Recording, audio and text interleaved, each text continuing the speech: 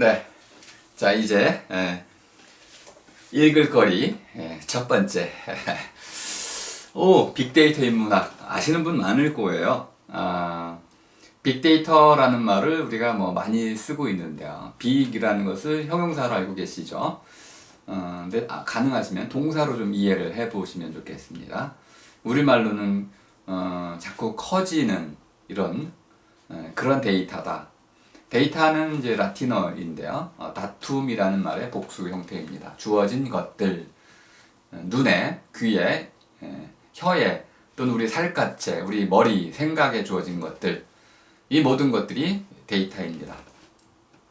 그러면 지금 말하는 이 데이터는 디지털이라고 하는 이런 형식으로 글자가 아닌 비트 형태로, 디지털 형태로 주어진 것들, 이것들을 데이터라고 일단 여기서 부르겠습니다. 어떤 것이든 간에 전부 다 디지털 형태로 바뀐 것, 그것이 바로 여기서 말하는 데이터이다. 또는 이제 빅을 이제 이렇게도 표현해 볼 수 있겠습니다. 커다란 데이터이다. 근데 이걸 동사로 보니까 커나가는 이렇게 볼 수도 있고요. 또는 우리말 놀이로 좀 재미있게 하면 크큰 데이터이다. 데이터라는 것은 쌓인 더미를 얘기하는 것입니다. 낱낱의 것을 얘기하는 게 아니고요. 덩어리를 이야기하는 것입니다. 저는 빅데이터를 크큰 더미, 더미라는 것은 이것저것 뒤죽박죽 뒤섞어가지고 잔뜩 쌓아놓은 덩어리를 이야기합니다. 커다란 덩어리를 더미라고 할 수 있겠습니다. 빅데이터 인문학에서 중요한 내용은 몇 가지로 이렇게 한번 꼽아봤습니다. 처음에는 기본적인 내용입니다. 빅데이터라는 것을 어떻게 이해시킬 수 있느냐. 이건 마치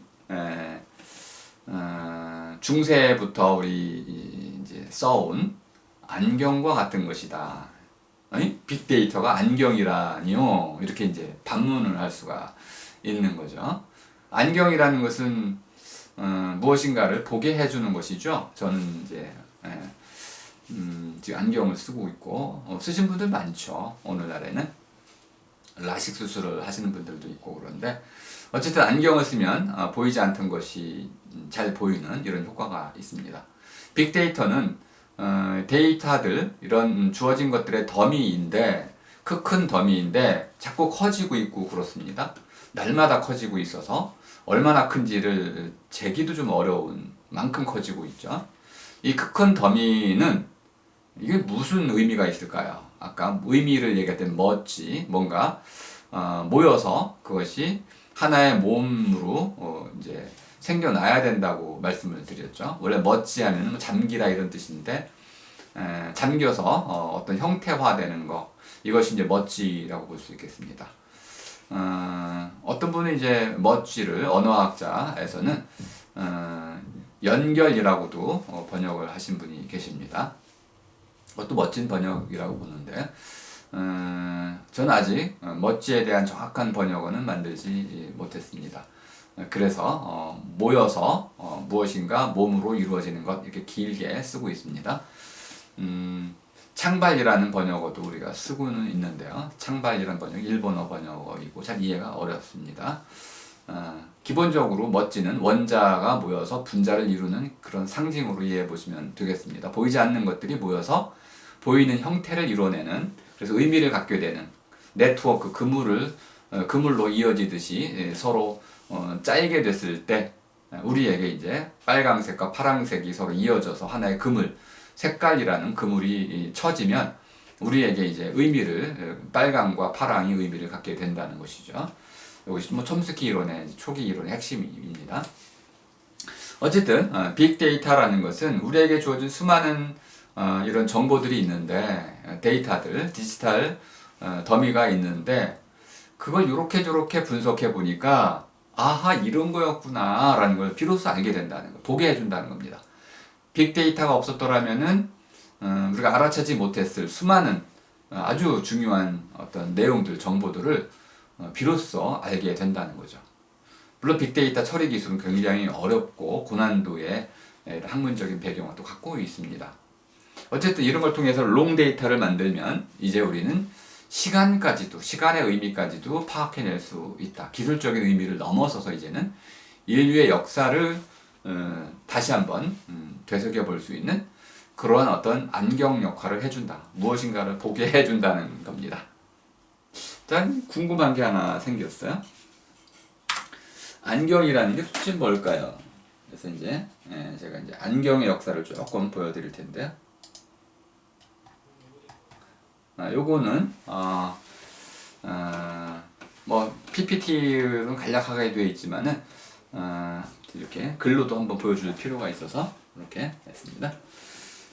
최초의 그 이제 서양 화가 그림에서 안경 쓴 사람이 나타난 모습이라고 그럽니다. 이 그림이 안경을 쓴 그런 사람이 그려진 최초의 그림이라고 그럽니다.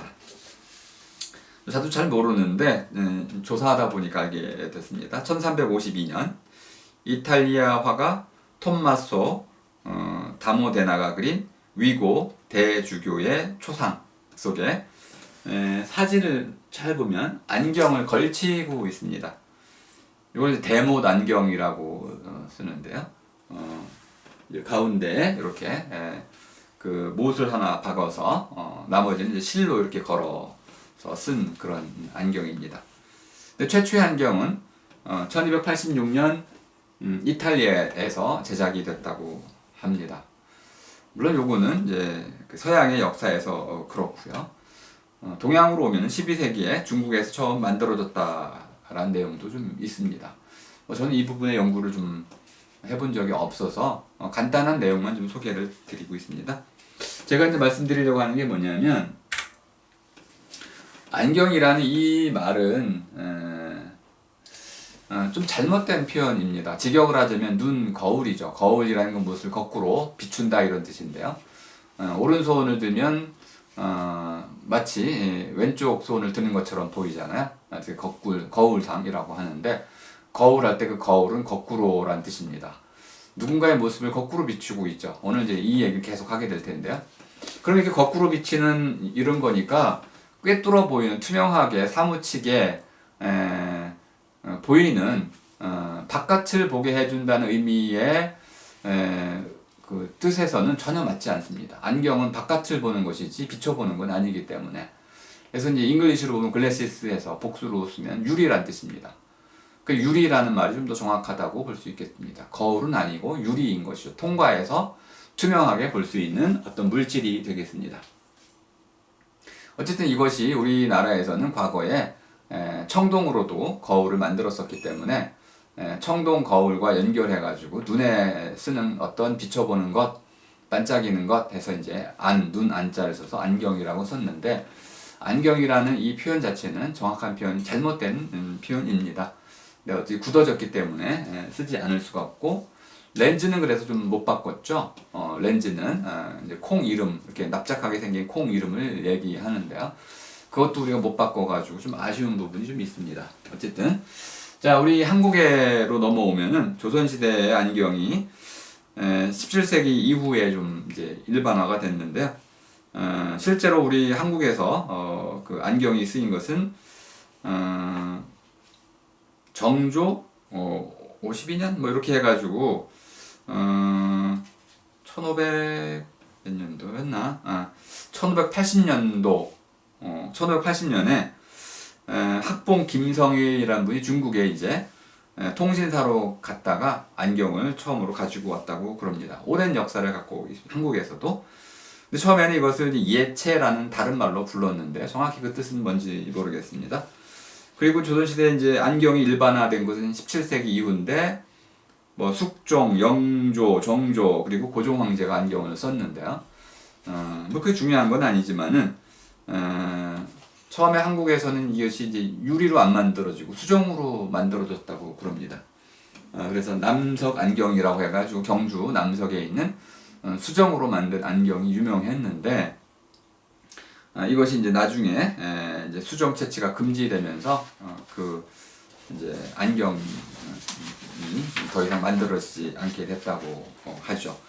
하지만 한국에서는 이 안경이 대중 앞에서는 쓰면 안 되고 실례가 된다고 봤던 것 같습니다.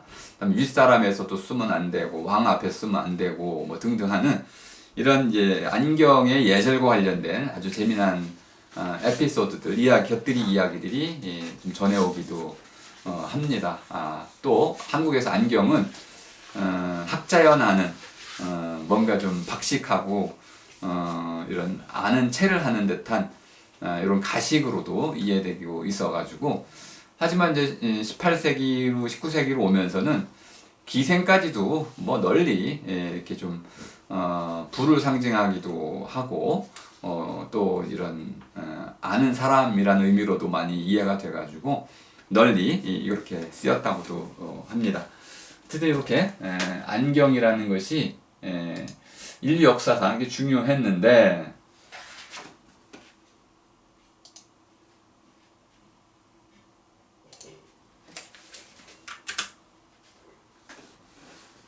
이 안경이 이제 발전해 오면서 결국은 인류에게 아주 중요한 어떤 그 과학적 발견들을 이제 하게 됩니다. 첫 번째 발견이 바로 이제 현미경이죠. 우리가 세포라고 하는 것을 발견했죠. 셀이라는 것은 자그마한 방이란 뜻입니다. 우리 오늘날식으로 하면은 원룸, 아주 작은 독서실 정도의 방을 셀이라고 합니다. 세포하면은 주머니란 뜻인데 주머니 개념하고는 전혀 다른 겁니다. 방 개념은 건축 개념입니다. 그러니까 셀이라는 것이 우리 몸을 이루는 기본 단위라고 봤던 것입니다. 생명의 기본 단위인 이 건축 단위로서 봤을 때는 벽돌과 같은 것이다. 그래서 방 또는 벽돌 이렇게 봐가지고 생명을 하나의 건축물에 빗대어 봤던 것입니다. 그 다음에 갈릴레오의 망원경, 목성의 위성들을 발견하고 달에 분화구가 있다는 것을 알게 돼서 결국 근대 천문학의 탄생과 근대의 세계를 뭐라고 해야 될까? 탄생하게 만든 그런 안경의 역사들이 있습니다. 지금 여기서 말하는 이제 안경은 글래시스, 유리라고 이해하시면 되겠습니다. 자, 그런데 이 빅데이터가 나오면서 이 빅데이터 또한 새로운 방식으로 우리에게 하나의 눈이 보는 안경이 되어주고 있다는 겁니다. 여기 보면 이제 여러 가지 제가 재미난 글들을 좀 올려놨는데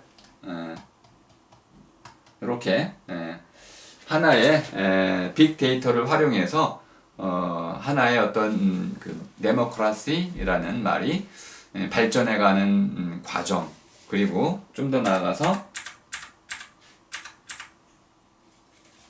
이렇게 이제 하이퍼 사이클이라는 건데요.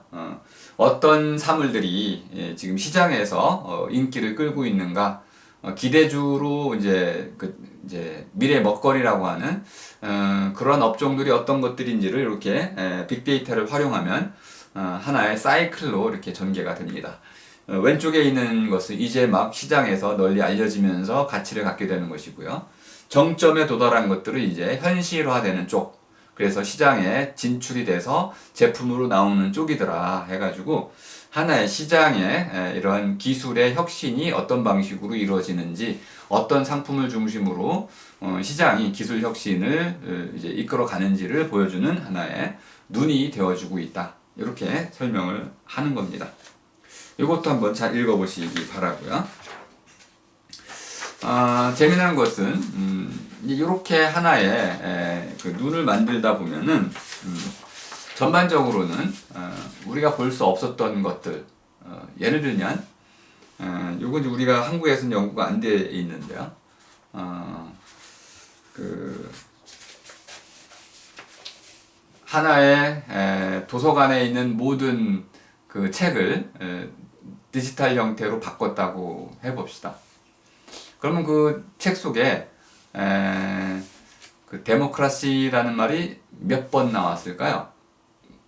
그리고 그 데모크라시라는 말이 언제부터 출현됐고 언제 가장 많이 그 말이 쓰였을까요?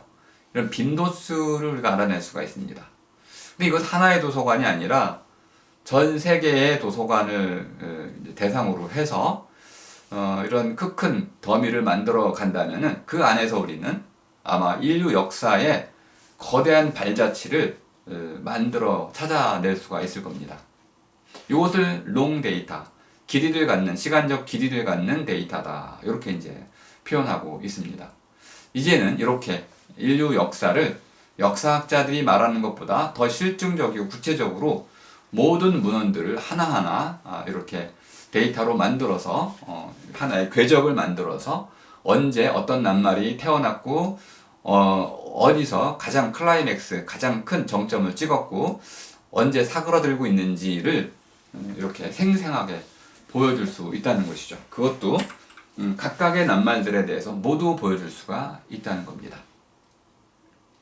이런 기술로 우리가 활용한다면은 인류 역사는 아마 새롭게 쓰이지 않을까요? 오늘날에는 이것이 이제 왓슨과 같은 걸 통해 가지고 의학 기술로 이제 AI 닥터, 그 닥터 AI로 좀 변모하고 있습니다. 인류가 만든 모든 이런 과학적인 또 의학적인 지식을 총동원해서 사람의 질병을 치료하는 이런 AI 의사가 나올 수가 있는 것이고요. 또 요거는 법률과도 그렇게 나올 수 있겠습니다. 모든 상황과 모든 법률과 모든 법적 해석을 아우를 수 있는 그런 AI가 나온다면은 사람 그 AI와 함께 일을 함께 함으로써 더 완전한 이런 재판을 해낼 수가 있을 것입니다. 이렇게 AI는 빅데이터와 결합됨으로써 새로운 우리에게 조언자가 될 뿐만 아니라 새로운 안경을 넘어서서 이제는 협력자가 된다. 이렇게도 이야기해 볼 수 있겠습니다. 이런 책을 좀 소개해 드렸고요. 또 하나는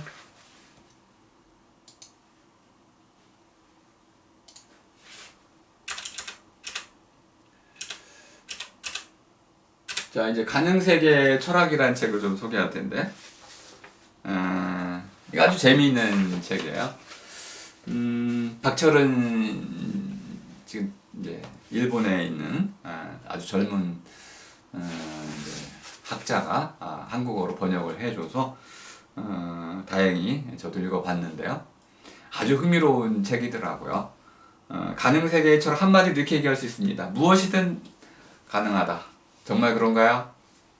에이, 안 그렇죠. 우리 인생이라는 것은 포기할 게 너무 많잖아요. 무엇이든 가능한 거, 그냥 상상력 속에서만 가능한 거 아닌가요? 이렇게 볼 수도 있는데요.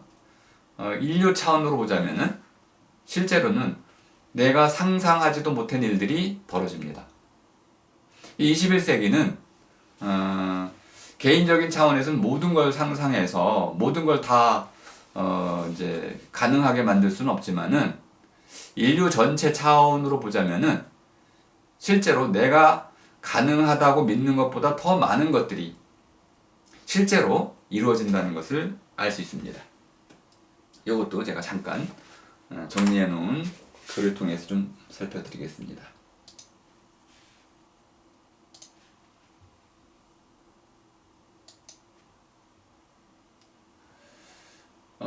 우리가 널리 알고 있는 마르셀 듀샹의 이게 변기이죠. 근데 이제 파운튼이란 뭐 샘물이라는 이름을 붙여가지고 실제로 이제 출품을 했던 것인데 이제 출품 거부가 돼서 전시가 안 됐던 무엇이든 될 수 있다라는 관점에서 본다면은 이거는 작품이 될 수 있나요, 없나요? 지금은 저도 사실 이걸 작품으로 보야 되는지에 대해서는 의문이 있습니다. 작품에 대한 개념을 제가 좀 달리 갖고 있기 때문에 그렇겠죠. 근데 이걸 듀샹이 여기다 전시를 하려 했을 때는 예술작품이 무엇이냐는 이 물음을 묻기 위한 것이었죠. 만들어서 팔기 위한 상품하고 그것을 우리가 향유, 뭔가 의미를 찾고 누리고자 하는 그것 사이에 예술 작품 사이에 어떤 차이가 있을까요? 이렇게 물은 겁니다. 이거는 예술 작품이 될 수 있나요? 없나요? 이렇게 물은 겁니다. 그 다음에 이제 존 케이지가 이런 그 연주를 많이 했죠. 4분 33초라는 이름이 붙은 연주입니다. 그냥 피아노 앞에 가만히 앉아 있었던 것이죠. 침묵의 선율이라고도 할 수 있습니다. 그럼 이렇게 물어봐야 되겠죠. 지금 이것은 연주를 한 것인가요? 안 한 것인가요?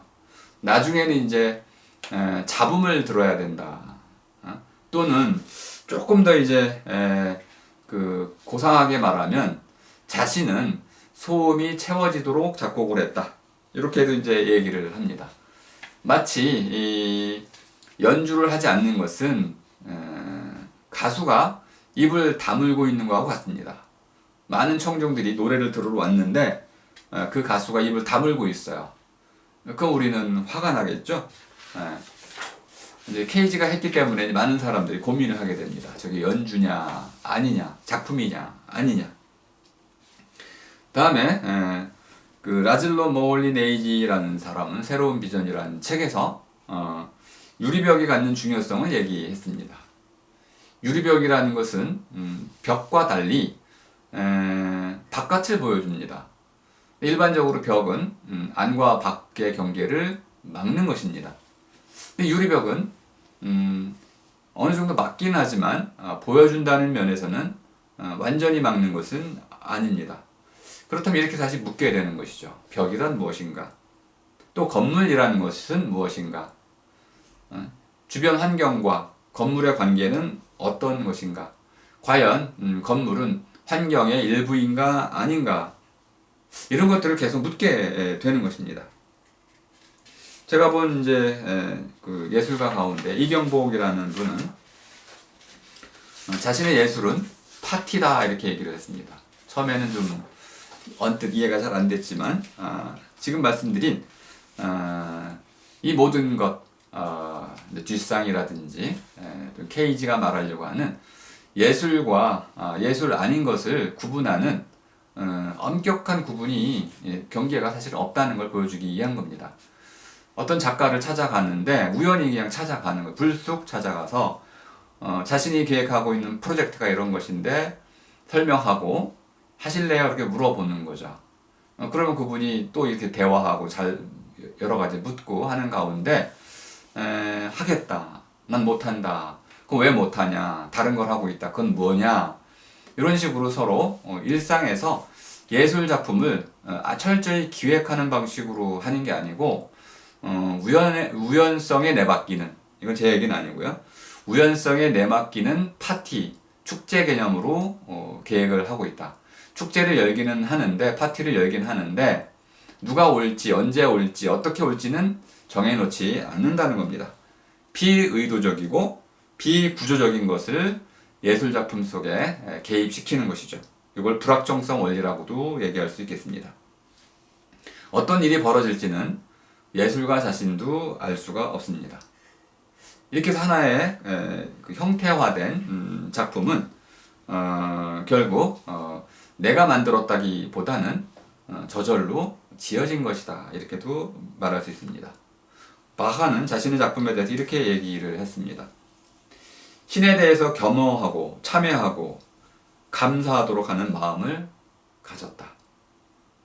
자신이 위대한 음악을 작곡한 것이 아니고 이렇게 신의 어떤 개입을 통해서 어떤 작품이 탄생되었다. 이렇게 얘기하는 겁니다. 케이지는 자신의 음악 작품을 소통을 위해서 만든 것이 아니다라고 이야기하고 있습니다. 주변 세계에 대해서 또는 사물에 대해서 우리의 환경에 대해서 우리의 마음을 열도록 하는 것이 목적이다. 이것이 바로 오늘날 무엇이든 될 수 있다라는 중요한 이야기의 핵심이 되겠습니다. 그리고 조금 더 나가면은 자 루치오 폰타나라는 이제 그 화가인데 이 사람은 캔파스를 찢어놨습니다. 캔파스에 페인팅 물감을 칠해야 되는데 그 물감을 칠해야 할 캔버스를 이렇게 찢어놨어요. 그리고 이것을 예술적 제작이라고 얘기했습니다. 이런 걸 우리 흔히 개념 예술이라고 말합니다. 또는 개념 미술이라고 부릅니다. 자, 지금까지 뭐 간단히 지금 제가 올려드린 글을 좀 관심이 있으시면 읽어보시고요. 이렇게 지금까지 이제 말씀드린 것들의 모든 특징이 뭐냐면 기존의 틀에서 벗어나려고 한다는 것입니다. 규제를 철폐한다는 것이죠. 그러니까 무엇이든 예술일 수 있다. 또는 이제 이것이 하나의 격투기 형태로 되었던 것이 바로 발리 투도라는 것인데요. 포르투갈어로 무엇이든 가능하다 이런 뜻입니다. 실제로 눈 찌르기는 사실 이제 허용이 안 됐고요. 또 이빨로 깨무는 것도 허용은 안 됐고, 그거를 제외한 모든 것이 가능하도록 격투기를 이제 실질적인 격투기 2002년도에 만든 것이 21세기의 모습이 아니겠는가 이렇게 이제 볼 수도 있는 것이죠. 그리고 나서 저는 이제 제가 잘하는 방식으로 그 예술과 예술이 아닌 것을 막 이렇게 우연성을 도입시키고 파티 개념을 도입시키고 또는 이제 불확정성이라든지 규제 철폐 이런 것들을 동원해서 예술의 외연을 확장한다고 하더라도 결국 우리에게 남는 질문이 물음이 하나 있습니다. 예술이 뭐죠? 이 물음에 답을 못하면 무엇을 확장한 것인지 우리는 결정할 수가 없게 됩니다. 그래서 마지막 남는 질문, 예술은 무엇일까요? 라는 것을 묻게 됩니다. 제가 소개해드릴 책이 두 가지가 더 있는데 일단 지겨우신가요? 아니면 좀 흥미로우신가요? 자, 이것도 한번 간단히만 이제 한 5분씩 설명을 좀 드려보겠습니다. 지혜 윤리라는 책인데, 지혜 윤리에서 재미난 내용은 이제 일본 사람들이 서양에 대해서 갖는 생각이 어떠한지를 드러내고 있다는 겁니다. 우리가 보기에 일본은 선진국이라고 볼 수 있습니다. 일본 사람들은 서양에 대해서 자신들을 선진국으로 보지 않는 것 같습니다. 그래서 끊임없이 서양의 거울에 자신들의 모습을 비춰보고는 이렇게 얘기한다는 겁니다. 우리는 뭔가가 부족해. 우리에게는 이것도 없고 저것도 없고 서양에 있는 이런 거 저런 거 다 없어. 그래서 이제 결핍의 언어고 결핍의 문화하고 결핍의 정치고 뭐 해가지고 서양을 하나의 거울로 삼고 바라보니까 서양 사회에서 우리가 흔히 본보기라고 할 수 있는 것들을 끄집어내가지고는 결국 우리가 갖지 못한 것들을 계속 나열하면서 우리에게 일본 사람들 얘기하는 겁니다. 일본 사람들 자신에게 열등감을 심어주고 있더라. 그러면 이제 과연 우리는 어떤가요?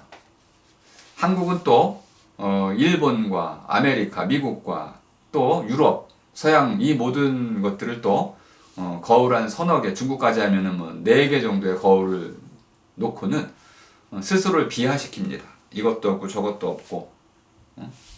그리고 나서는 일본이 이렇게 얘기했죠. 맞아. 서양 빼고 아시아에선 우리가 서양이야.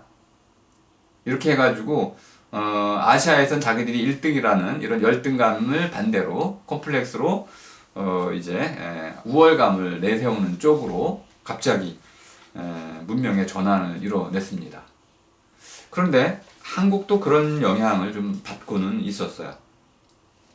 근데 저는 이제 우리말의 연구를 좀 많이 하다 보니까 우리말에는 이런 말도 없고 저런 말도 없습니다.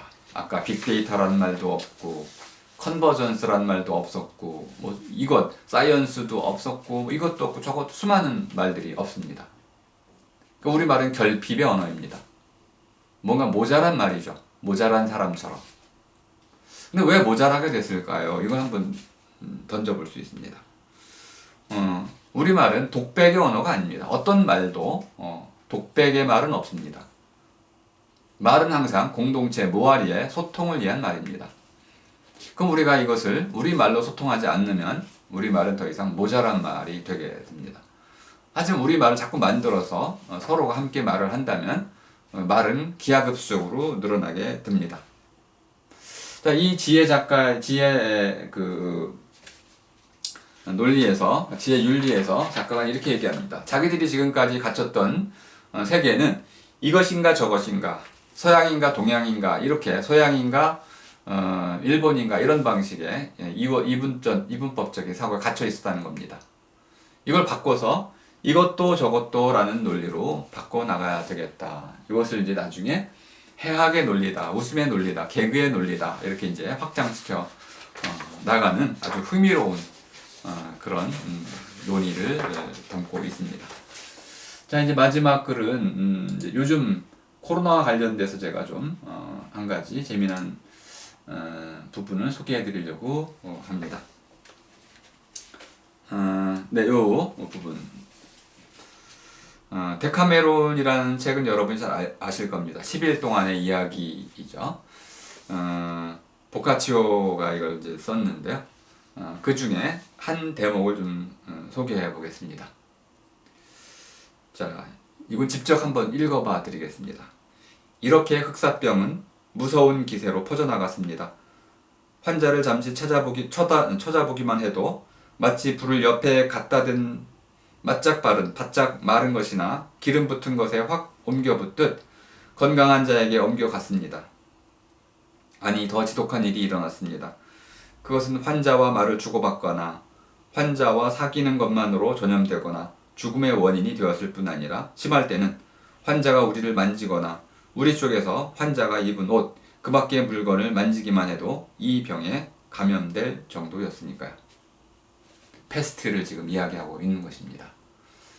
이렇게 보카치오는 데카메론이라는 책 속에서 당시 이탈리아에서 피렌체에서 그 패스트가 흑사병이 어떻게 무섭게 번져나갔는지를 생생하게 기록해주고 있습니다. 이런 교육이 없었다면 우리는 당시에 흑사병이 어떠한 병이었는지를 잘 몰랐을 것입니다. 데카메론이라는 책을 통해서 우리는 당시에 그 모습을 생생하게 다시 샘솟게 할 수 있고 그것을 통해서 패스트의 무서움을 깨달을 수가 있는 것입니다. 자, 이렇게 해가지고 오늘 제 강의는 마치도록 하겠습니다. 오늘 이제 글쓰기의 그 뜻이 무엇인지, 왜 필요한지, 읽기란 것이 무엇인지 뜻매김을 해보았고요. 읽기의 사례로 제가 5가지 종류의 책을 쭉 빠르게 소개를 해드렸습니다. 네, 자, 이것으로 오늘 강의 마치겠습니다. 수고하셨습니다.